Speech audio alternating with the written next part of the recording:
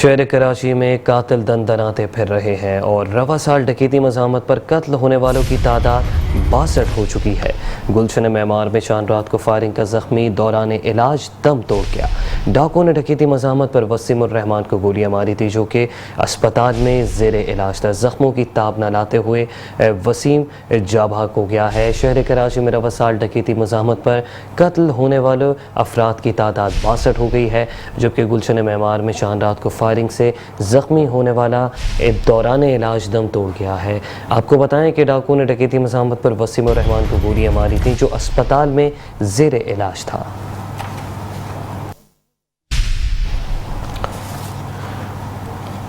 گلشن معمار میں چاند رات کو فائرنگ سے زخمی ہونے والا دوران علاج دم توڑ گیا ہے جو کہ اسپتال میں زیر علاج تھا۔ زخموں کی تاب نہ لاتے ہوئے دم توڑ گیا۔ ڈاکو نے ڈکیتی مزاحمت پر وسیم الرحمان کو گولیاں ماری تھی۔ کراچی میں رواں سال ڈکیتی مزاحمت پر قتل ہونے والے افراد کی تعداد 62 ہو گئی ہے،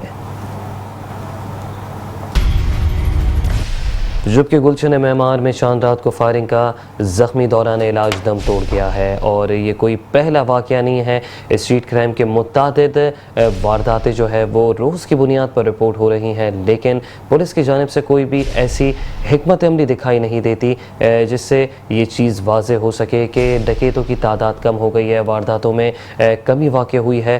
گلشن معمار میں چاند رات کو فائرنگ سے زخمی ہونے والا دوران علاج دم توڑ گیا۔ اس حوالے سے تفصیلات سمیر قریشی سے جان لیتے ہیں۔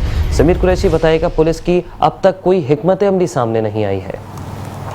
دیکھیں، پولیس کراچی اس وقت اسٹریٹ کرائم کے نرگے میں ہے اور ڈاکو جہاں لوٹ مار کر رہے ہیں وہیں جو ہے وہ گولیاں بھی مار کے جا رہے ہیں۔ اگر بات کی جائے اب تک کی رواں سال میں ڈکیتی مزاحمت پر قتل ہونے والے افراد کی تعداد جو ہے وہ 62 ہو گئی ہے، کیونکہ گلشن معمار میں چاند رات کو ڈاکو کی فائرنگ سے زخمی ہونے والا شہری بھی دوران علاج جاں بحق ہو گیا۔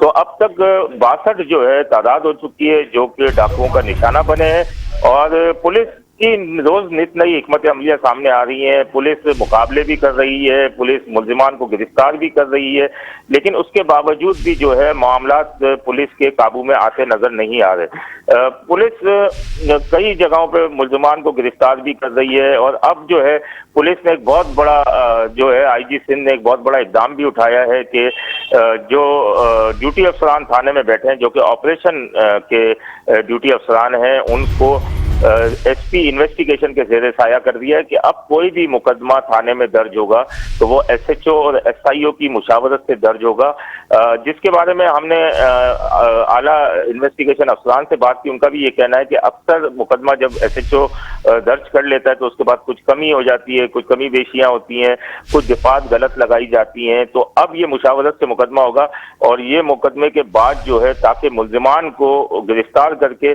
اور صحیح طور پر اسے قرار واقعی سزا دلائی جا سکے۔ جی، میٹرو ون نیوز، ہر پل کی خبر۔